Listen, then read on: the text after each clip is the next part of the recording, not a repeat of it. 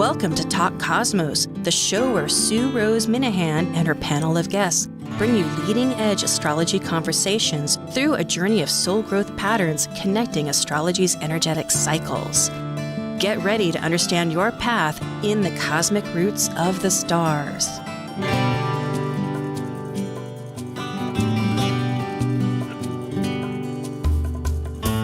Hello, everybody. This is Sue Rose Minahan, host and founder of Talk Cosmos, insightful conversations awakening soul growth, actually consciousness for soul growth. It all connects. And today is July 16th, the day before the new nodal system, or not system, but cycle. And that's what the conversation is about. I have a special guest today, and the new nodes were just at the tail end on the 16th with Scorpio as the South Node and Taurus as a North Node. And for astrologers, they understand that. Nodes means meeting points. It's elliptical points, but yet it has a lot to do with our collective past and what we're integrating into the future. Because we're always learning and we have soul growth. We're here for a purpose and having passion as we love life. And I love all our audience members. Thank you for subscribing. And I'm going to introduce our speaker today, who's Kay Taylor, the president of the Organization of Professional Astrology, and a speaker. And if I could get the slides, I think I have. Very good. Thank you. And for those people that are not on podcast, you can read this. But Kay is a speaker. She's also on the board of, here, I'm going to get my screen bigger so I can see things. Yes, on the board of Kepler College for Astrology. It's based out of Seattle, but it is online and it's a very accredited school internationally. And Kay gives conference lectures. She trains intuitive astrologers, has a school, Soul Path School, and there's a link right here, which is under her name, ktaylor.com, Soul Path School. And Kay is an author, has Soul Pathway. I happen to have that book. And in chapters at the Association of Professional Astrology presents, called The Professional Astrologer, and an upcoming one called Essential Astrology, which will be published next year. And Kay's certified with the large groups that we have and has a full-time thriving consulting practice based in San Francisco Bay Area on the West Coast. So thank you, Kay. It's just great to have you.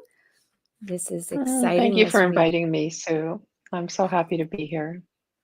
Yes, it's always now on the third week that we have special guests, and it's exciting to get that new perspective separate from the panels that are ongoing to find out what's your connection and thinking of all these areas. I know with evolutionary astrologers, there's many ways to begin, but why don't we begin archetypally speaking about Aries? And I know you are an Aries, so I'm lead on. So this is my time. I think for people who are newer for astrology, I first wanted to say a little bit about the nodal axis. And, as you were talking about the way that it relates to consciousness, something that people who don't know a lot about astrology sometimes miss or don't understand is that crossing point of the path of the sun and the path of the moon that represents the South Node and the North Node, that's where eclipses occur. And we have eclipse season twice a year. And those eclipses are mostly in the signs that we're talking about when we're talking about the nodes. And in evolutionary astrology, we think about the South Node representing who you've been in past lives and all the skills and abilities and the incredible things you're bringing into the world. as well as a little Achilles heel. There's always this little habit pattern in the Mm. South Node where you keep doing this thing over and over again that's kind of dead and old and it doesn't really work for you anymore. But you can bring those South Node qualities forward into the world and give them as gifts. Because, like, to me, I think of like somebody, say somebody who has the South Node in Libra, they are more of a Libra in my mind than a person with the sun in Libra. If you've got your sun sign in Libra, you're just learning how to be Libra. You're Libra for a lifetime. And over that lifetime, you're getting kind of good at it, hopefully. But you don't compare to someone who has a south node in Libra in terms of that ability to be, accommodating, relationship oriented, all about peace, justice, beauty, balance, artistry, all the Libra qualities. And then on the other side of it, the Aries North Node, the North Node represents the medicine or the development forward and what it is we are learning about if you're a South Node Libra person. So the qualities of Aries are independence and courage and bravery. Aries wants to do it, just go for it. Like, here I am, I'm alive, I'm free. Sometimes people think of Aries people or someone, let's say, who has a South Node in Aries, who comes into this life with a lot of Mhm. Aries energy. They think of them as leaders, but Aries don't set out to be leaders. Aries doesn't really like the hassle in a way of having to talk to other people and accommodate and take other people's views into perspective. But Aries just loves to do and to and usually what an Aries is doing looks very exciting and interesting. So people follow. Mhm. People like the Aries energy. They sort of draft in your wake if you have strong Aries energy. So all of us, as we come into this new time period with the transiting North Node in Aries, where the North Node is, it says to us as a collective, this is the time to develop Aries qualities. And there will be a focal point because of the eclipses in that part of your chart where you have Aries. So it will be one house or two. And houses represent the psyche divided into 12 pieces, or the way that the psyche is manifesting life actually in different ways, like your partnerships, your work, your career, your health, all these parts of life. So, as we're asked to develop more Aries, it's time to connect to a me sense, what I usually call healthy or conscious self centeredness. Mhm. Too much Yes. Libra gives itself up. Too much Libra is, I only care about other people and making everything balanced and not upsetting anybody. And Aries says, what do I want? What is in my own self interest? How can I trust my intuitive gut feel? Because Aries is actually a very instinctually intuitive sign. People don't always think about that. They think about Mm. It's fire. Pisces and Scorpio and Cancer Yeah. being intuitive. But Aries is very intuitive in a way of an instantaneous reaction.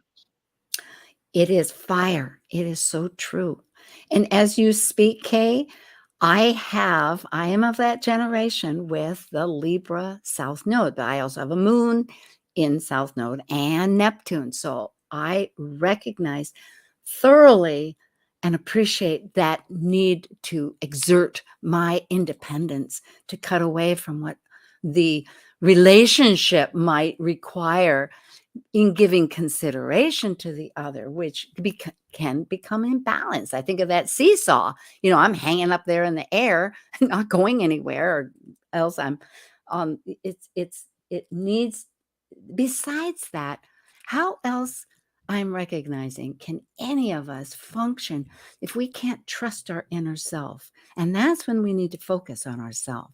And we also have that gift of our spiritual self, however you want to call it, that Jiminy Cricket voice inside, to lead us on. And I love the fact too that you're bringing up about the pioneer. because it's true. I can recognize that people like having a path created. You know, you think of the little footpaths that the animals went on. They followed it, and people followed the deer paths and the different paths through the forest. It's better than cutting the bramble down and, you know, all of those factors.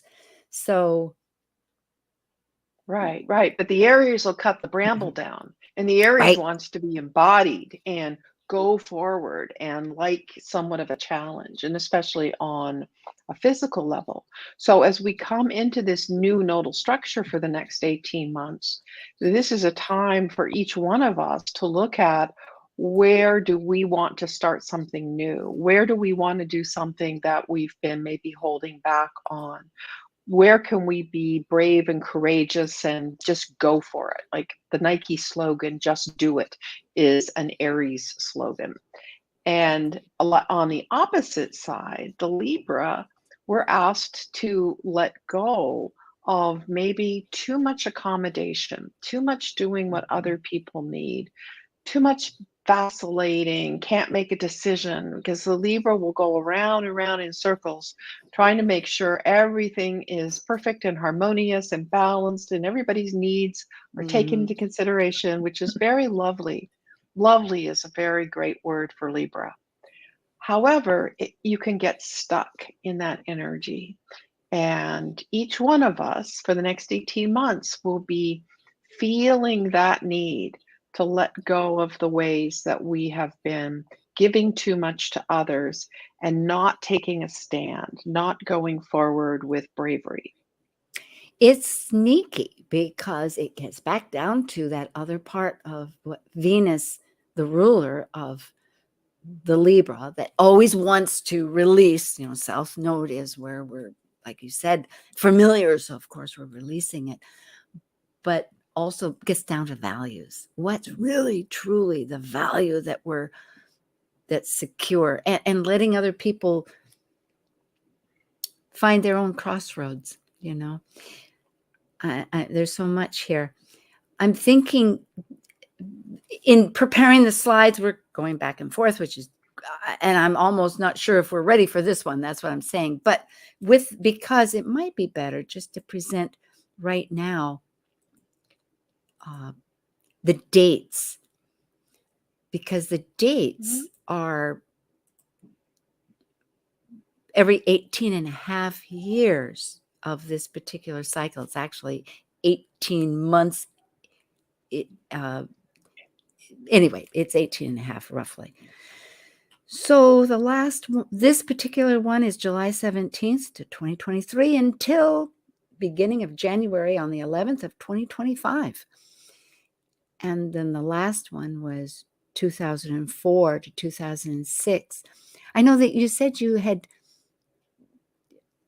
researched a few incidents that happened on the last cycle and the one before. Maybe we can speak of that You want to talk before. about that a little bit? Yeah, because when we're looking at these cycles, it can be interesting to look back at your own life first and foremost and say, well, what happened? What did you do at that time? And for me, like going back to the 2004 to 2006, of course, that's the end of 2004. So it was like all of 2005 and the first half of 2006. So if you're listening right now, think about those dates for a moment. See if anything pops up in your mind of something that changed in your relationships, maybe something new that you started. And for me, I studied some very deep I started very deep astrological studying at that time period. I had been a self-taught astrologer at that point for like over 20 years. And I decided around early 2000 that I wanted to write a book. And then I thought, how do I know that I know anything valuable? Because I don't really connect to the astrological world in general. So I started going to astrology conferences in 2003. And by the end of 2004, I had signed up for my first significant astrology training. And that led me to meet many astrologers, and I started going to conferences and learning with all the lectures. And that was it. From there, I became very involved with the ESAR people who like run ESAR, and then ultimately in 2014, I came onto the OPA Organization for Professional Astrology. And I believe, let me double check, yes, when I did that, it was reversed. The South Node was in Aries, and the North Node coming into relationship, not being a little independent Aries. That was 2014 when I truly joined OPA with a vision of coming into OPA leadership. And of course, by 2020, they had made me president, and the leadership is clearly happening. So that's the kind of thing that you can check back and you can see, and you can go before that. Like I could, I was in my childbearing years, the last one in 1986, and going through, in my case, quite a lot of trauma where my first baby was born when the South Node was in Scorpio. And there was, big challenges in that birth. But then I was trying to like organize my life after that with this same nodal axis that we have right now, involving doing what I need to do, but feeling what's required by relationships all around me. That there's like a stress or a tension between these two polarities. If we look at the world in the last nodal axis, where Aries is the North Node, Prince Charles married Camilla. Okay, so that's a very good example of him doing what he wanted to do, what his heart always wanted was the Aries to do what he wanted, which was not what was allowed by the royal family, and pleasing other people, keeping the harmony and balance of this is the way the royal family does it. YouTube was launched in 2005.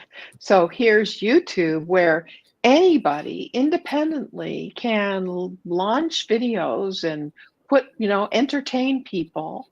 And it's not controlled by Libra, where there's some organization or group that's saying, this is what we put on television, these are the movies we do. Like, that was a huge step forward. Kay, that is fascinating right off the bat, thinking in this time, of course, Charles is now king and Camilla is now queen.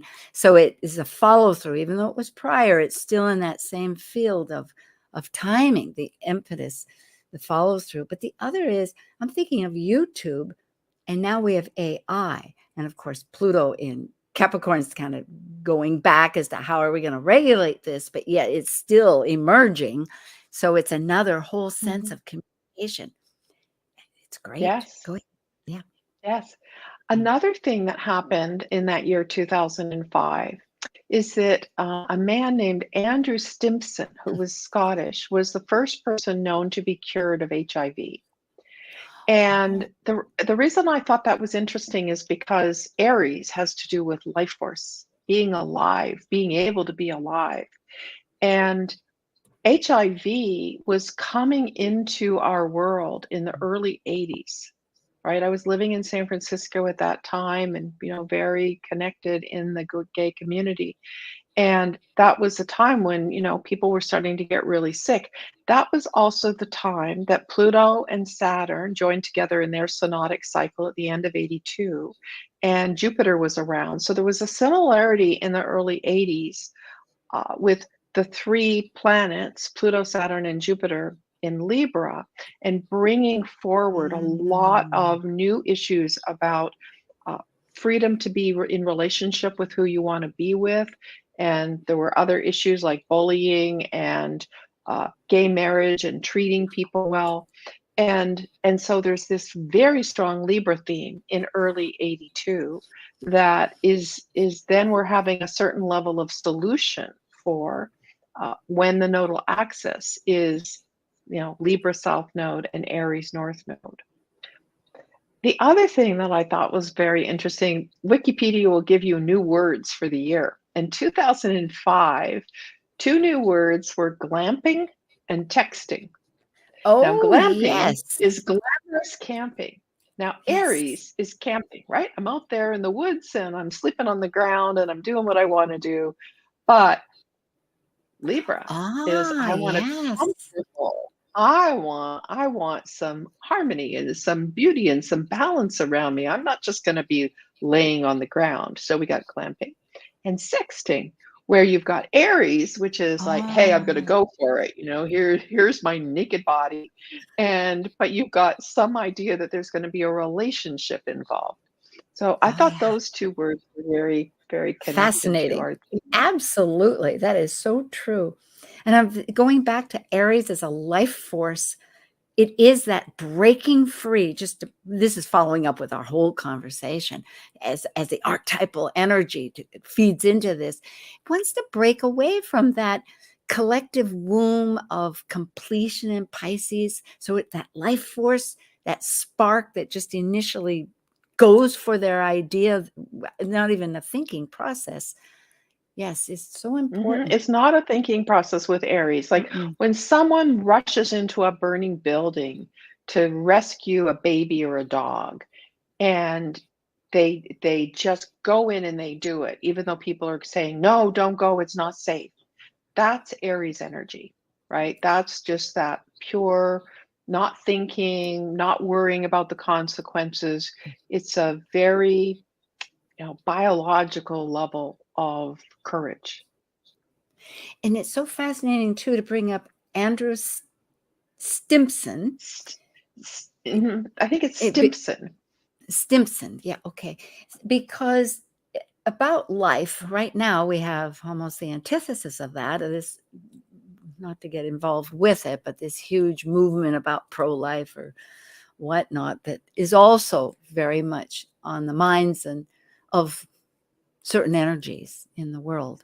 So how that progresses will be. And that, of course, in some ways, as we're leaving Taurus, there's also that life force that's come into body form, manifested, Taurus of survival and resources along with the exchange. It's both relationships. So we've come from one sense of relationships, but this time, instead of that merging, passionate sense of committed partnership relationships,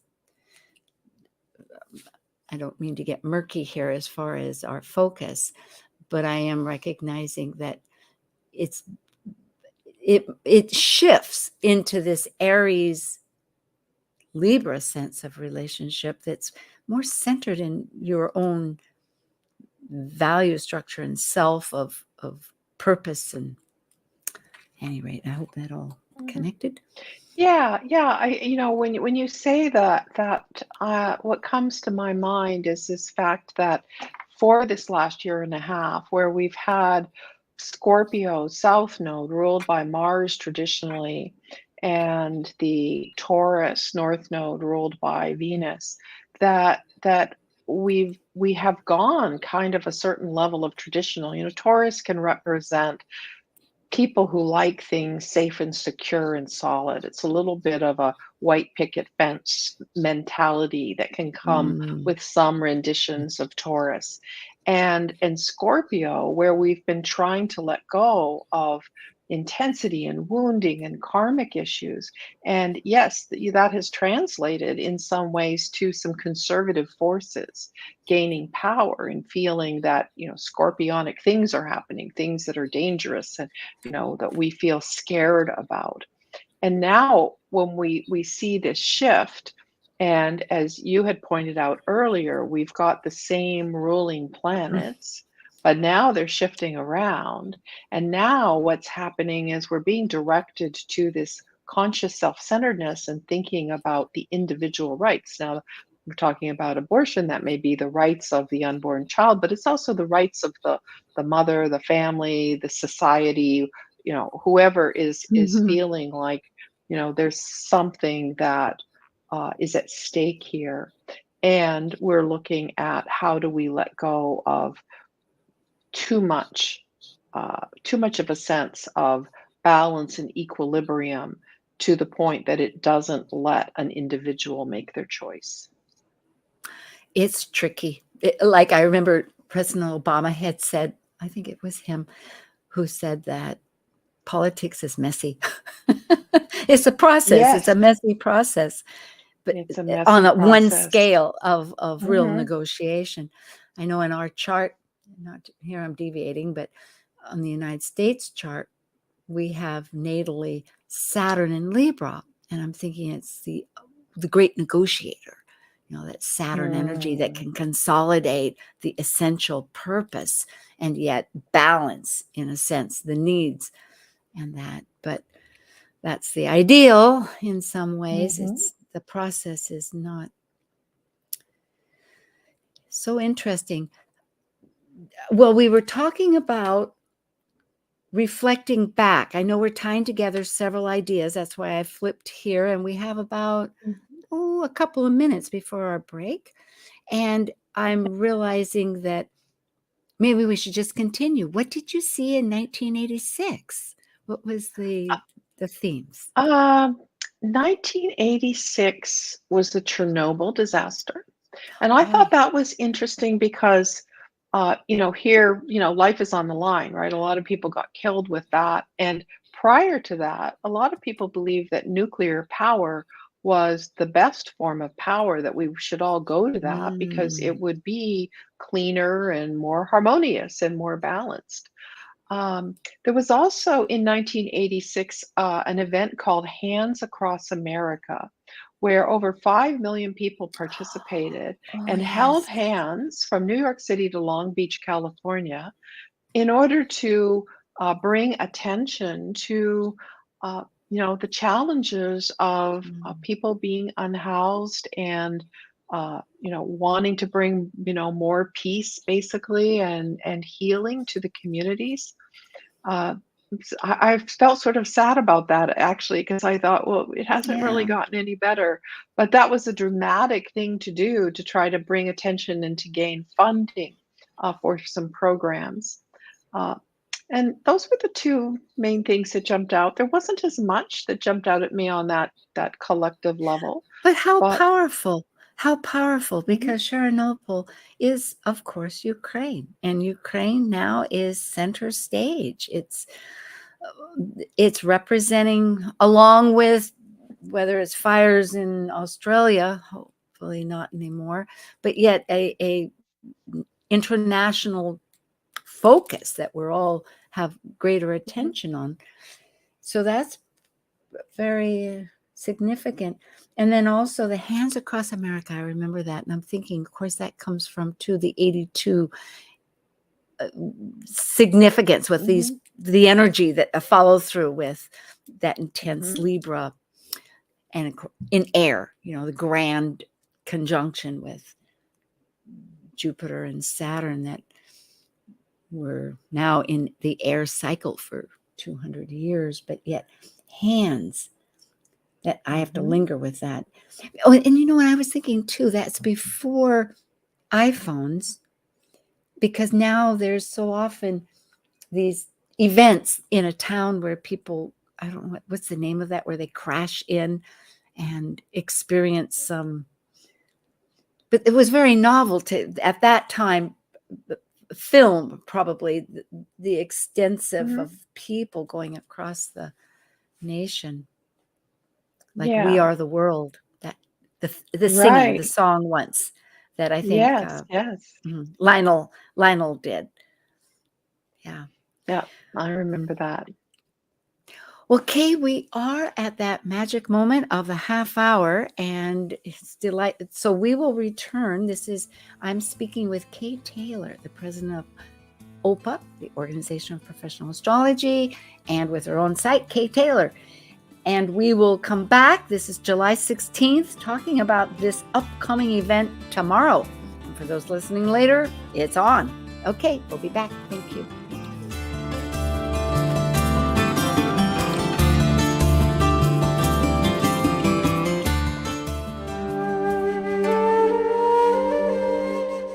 While we take a break from this week's edition of Talk Cosmos, let's take a look at this cycle's archetype.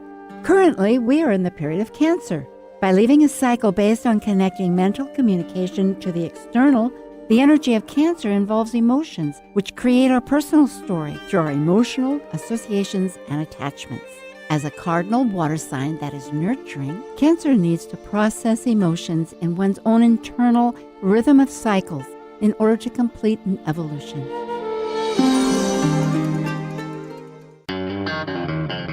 This is Martha Norwalk, every Sunday morning beginning at 9 a.m. Thanks in part to Jude Ponton at the Whispering Dragon Center in Seattle, we cover the world of animals. This week, July 23rd, it's the fourth Sunday of a 5-Sunday month and should be a behavior teaching show with Walter Stoffel, but Walter's still recovering, so I'm planning to surprise you with a very popular guest. Martha Norwalk's Animal World, Sunday morning, 9 a.m. to noon, right here on Alternative Talk, AM 1150. Talk Cosmos brings you leading-edge astrological conversations with hour-long programs each week on KKNW. The show goes live every Sunday from 1 to 2 p.m. Pacific. Talk Cosmos weekly programs are also available to watch live on Facebook and YouTube, along with daily chats throughout the week on the Talk Cosmos YouTube channel. While you're there, make sure you click like and subscribe buttons so you can get the full Talk Cosmos experience. Or, if you'd rather listen to the show archives with audio only, the entire podcast collection since 2018 is available on most podcast carriers. So, grab your coffee, tea, or kombucha and enjoy the show. Alternative Talk 1150. It's good for what ails you. This statement has not been evaluated by the FDA. Hi, Kay, we're back. At this half hour, I'll ask the guest what you have coming up. And I remember, too, the subject is new drum beats. So what new drum beats do you have that are soon on the horizon? Oh, goodness. Well, the first thing that I wanted to mention is that there is an evolutionary astrology conference in Borrego Springs from September 28th to October 1st, and I'll be a speaker there, and Stephen Forrest will be the keynote speaker. Borrego Springs, if you don't know where that is in the middle of the Anza Borrego Desert, halfway between San Diego and Palm Springs. It's an amazing place.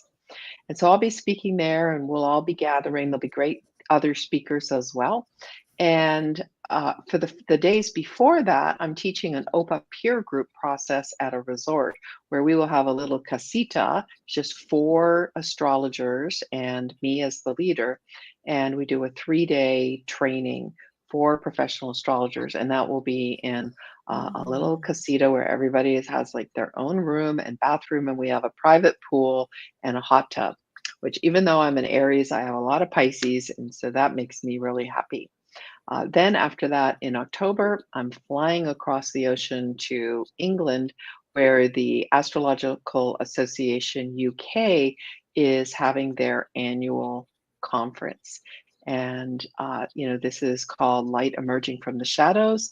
There are many, many speakers there, great conference. It's also hybrid. So if you can't go to England, you can also watch some of the lectures online. I teach a lot of classes. I have a mentorship group for astrologers. I teach astrology and intuition, and there's always new courses coming up, including, I'll just mention, a class in October, 3 Sundays for people who are going through their Saturn return in Pisces. So if you are in your late 20s or your late 50s or middle 80s, there's a good chance you have Saturn in Pisces. If you're questioning your whole life, that tells you that you do.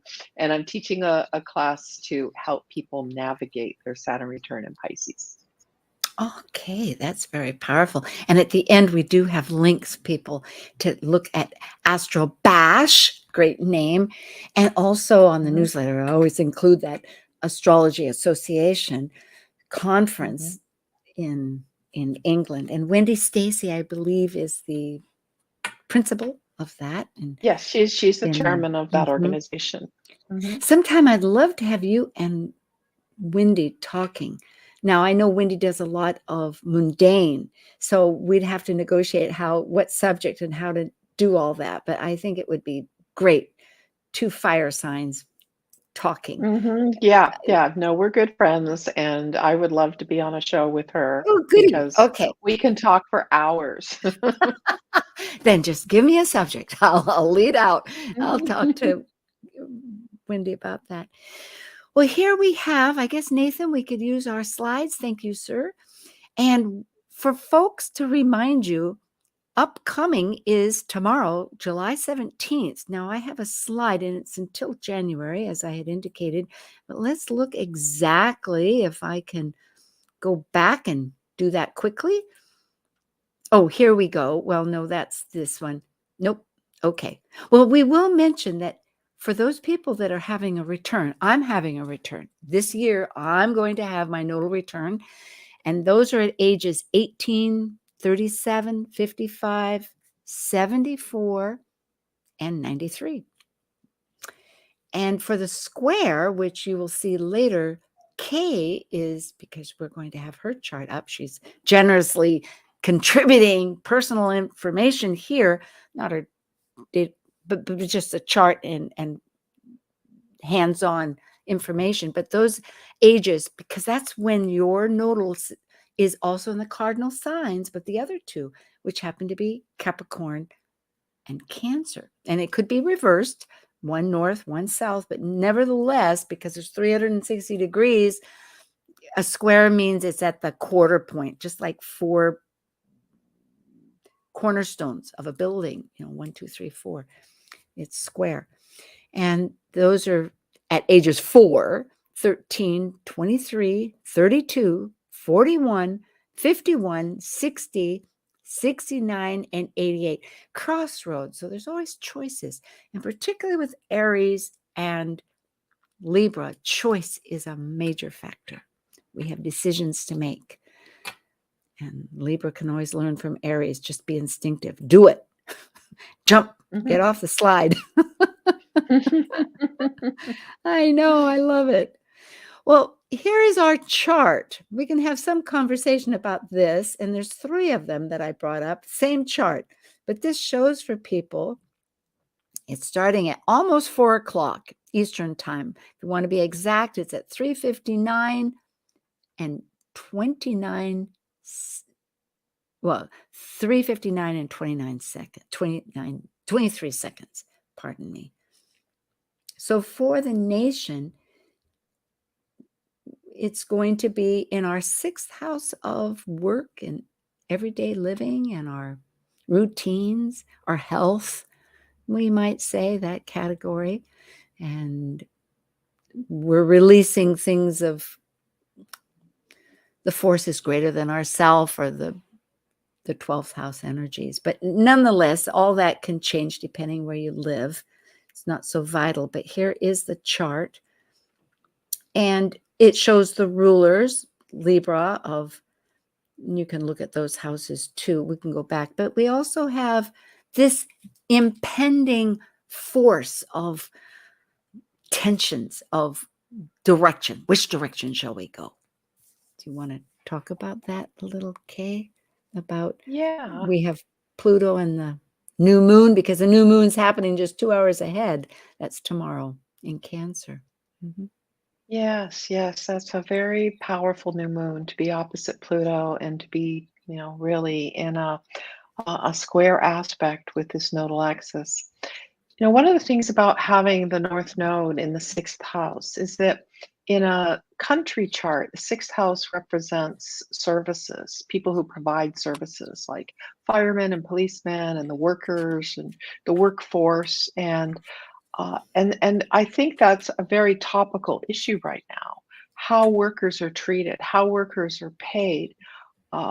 What's going on with the police, from people saying defund the police and we don't want so many police because they're harming people in marginalized communities. And then other people saying, yeah, but we've got, this crime wave going on. And as people become, more and more, there's like unemployment and financial difficulties and inflation. That's a real problem.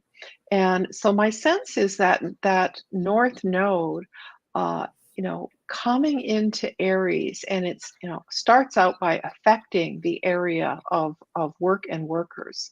that there's likely to be some new innovative pioneering ideas of how we can potentially solve these problems.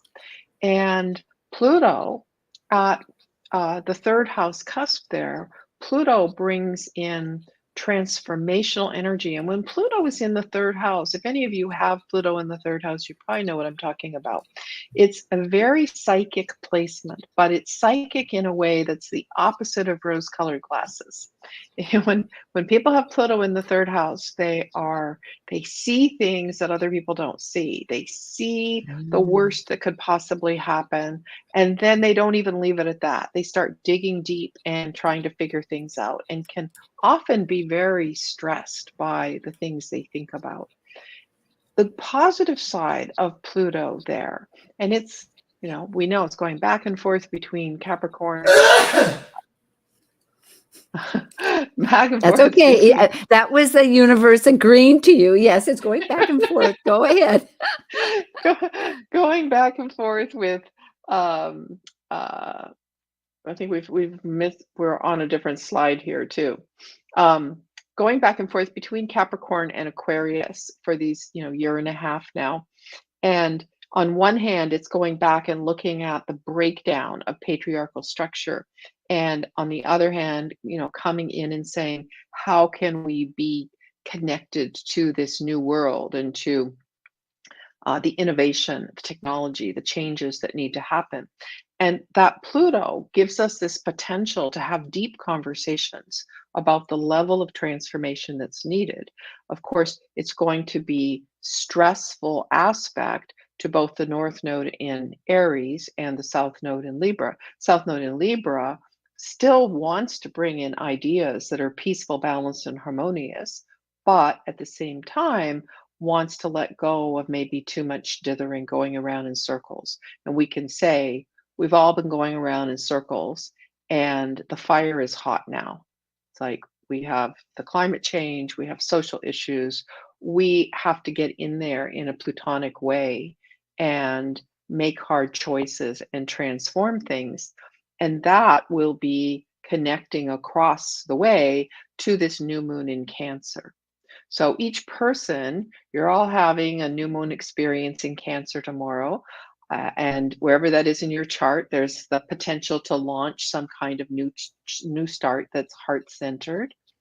But on the world stage level, I'm hopeful, since Cancer is a sign of healing, caretaking, thinking about families, that maybe there's a way that if we bring all those together, because squares, when you have a cross like this, it creates 4 different squares of tension where there needs to be a creative solution to harmonize and to bring balance between these energies that are all speaking a different voice. It's cardinal, so it's speaking the voice of building and starting, but each sign has its own idea about how to do that.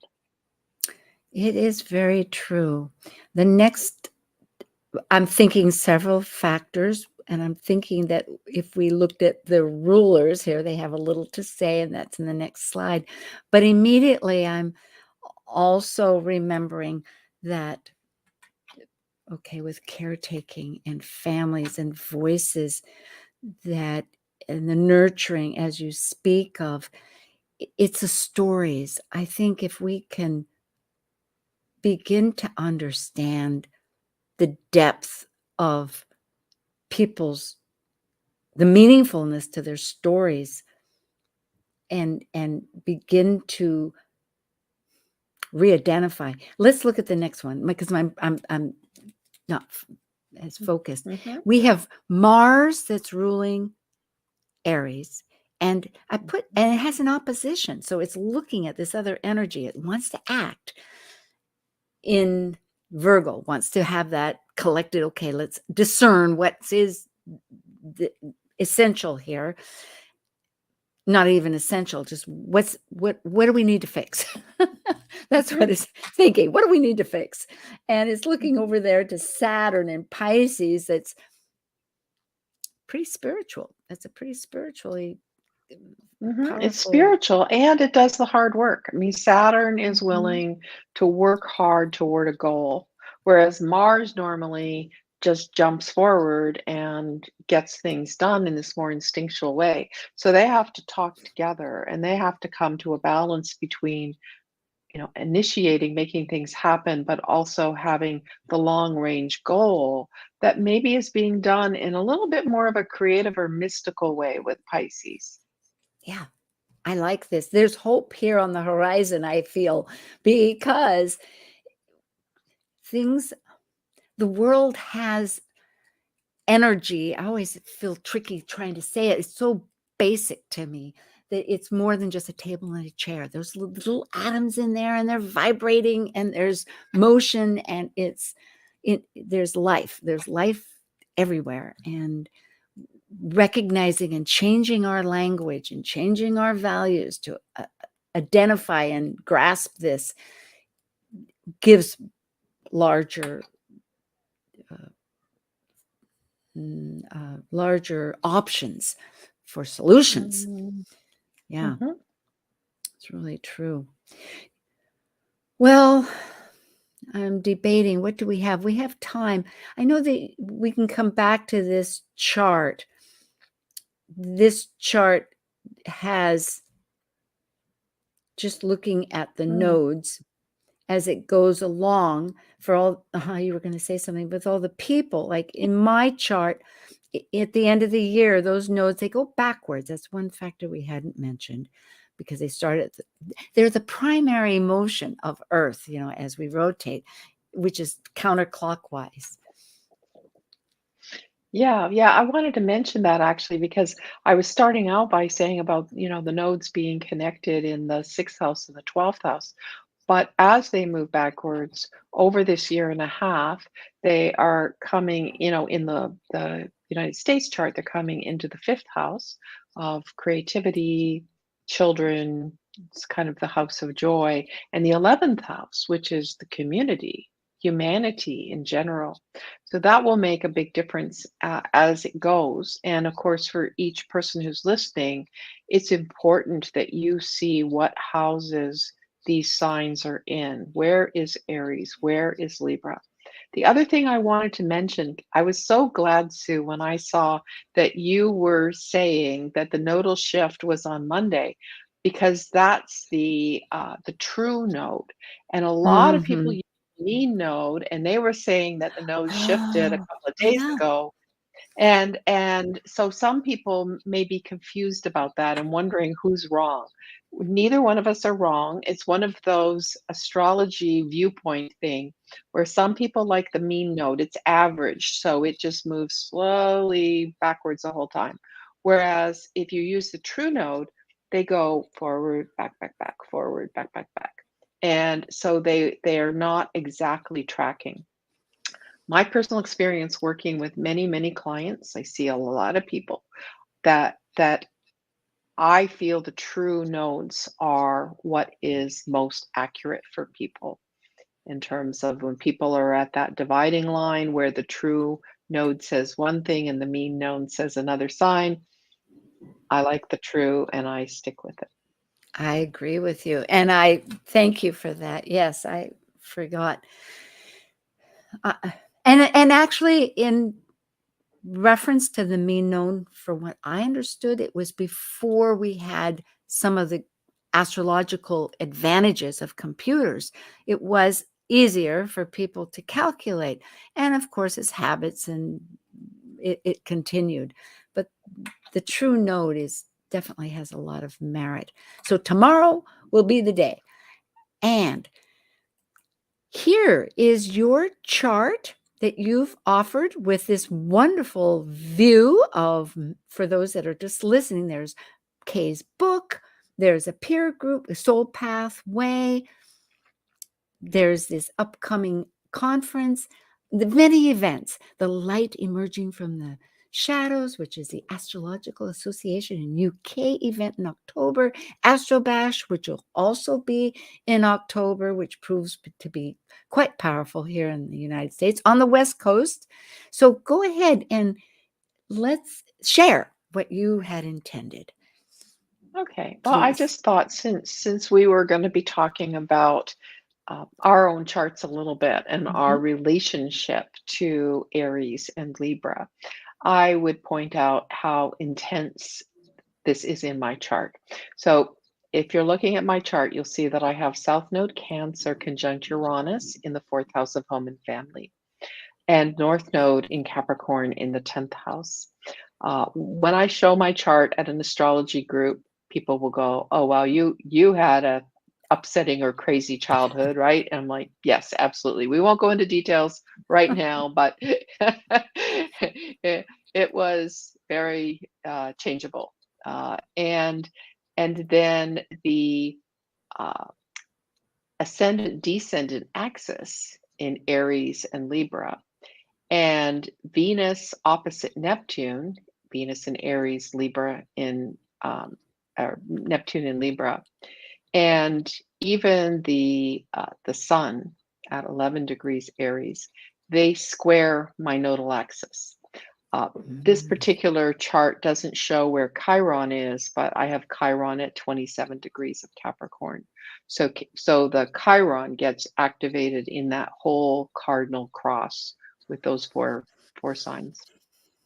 So what that means for me is that with the nodes going into Libra and Aries, the entire construct of my chart, the angles, ascendant, descendant, midheaven, IC, then the Venus Neptune opposition, which was very challenging when I was younger in terms of Mm. relationship, and the fact that I could see the soul connection in everybody I met and loved everybody and had no boundaries.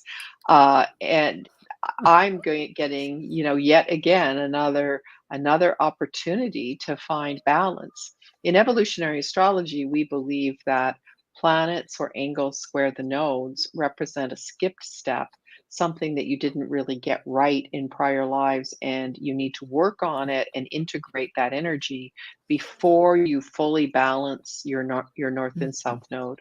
So with the nodes coming into Libra and Aries, this is yet again another chance for me to bring those energies into more balance, bring in how I operate with Libra energy in relationships, in partnership with others, maybe where I sacrifice too much. And then the Aries, how I can make choices that resonate for me, bring life force and vitality, my own version of self orientation. You would think because I am a double Aries, Aries rising, Aries sun, that I would be, it could be extraordinarily Aries in the worst way. But with Moon, Mercury, and Pisces, and Venus on the ascendant, that really tends to slow it down. And in fact, I've been much more of a codependent than most Aries would be. This signifies, reminds me exactly that I think our horoscopes are homeopathic. We get that little balance that we need, because if you hadn't that Aries, possibly you'd never emerge out of that soup of connections. I have Neptune in my first house with the moon there and South Node in Libra. So I understand what you're saying. In fact, my moon is exactly on your descendant. 22 degrees Libra. Isn't that Oh, interesting? wow. I hadn't Uh-huh. looked at that earlier, because in my own, I have my North Node is 24 Aries Libra, back and forth. And which, as I say, it'll be occurring later this year. And it's, uh, yeah, and this idea of, okay, the skip step, you're right, or the emphasis of getting that new chance. Everything goes back and forth. It's not just forth. We get an opportunity. Mine's in Jupiter. Jupiter is squaring my nodal Squaring your axis. nodals. So Uh-huh. but my son's in the ninth house. So philosophy and this idea of being able to exchange ideas and brainstorm and recruit more information to discern, it all aligns. I know I'm Mhm. talking a lot of astrology pretty fast here, but because I'm a Gemini and I have Libra, no, I have 29 degrees Virgo rising, the minutia. Okay, let's look at this. Yeah, yeah. Well, what I would say for you with having a South Node in Libra with Neptune, to me, Mm. that's a very strong religious past life energy of being, Oh, like Neptune can be the love and the forgiveness often associated with Christianity, and Libra, harmonious, balanced. And so Jupiter, you have to have your own truth this lifetime. yeah. I was very fortunate that I wasn't indoctrinated with all of that, but I have family that had that history. So I've had choices to make, beautiful choices. Yeah. Thank you, Kay. Thank I hope- you. This was fun. Oh, good, good. Well, we look forward to another adventure. And thank you to all the Talk Cosmos audience. I have an ebook that'll be coming out, and we'll get connected further and deeper. And enjoy your new nodes. Enjoy pioneering. So we'll be back again. Thank you.